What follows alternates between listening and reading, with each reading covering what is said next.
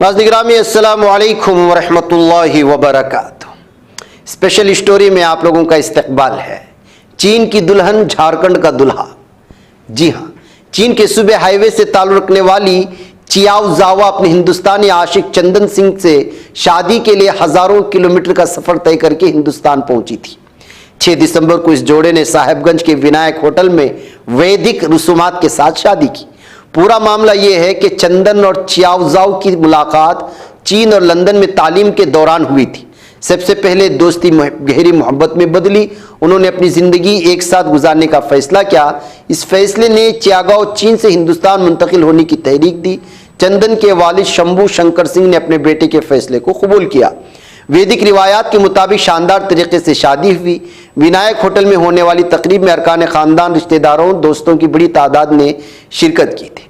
दरअसल शादी इसलिए सुर्खियों में आई क्योंकि लड़की चीन से है और चीन को लेकर के भारत की क्या हालात हैं वो आप जानते हैं।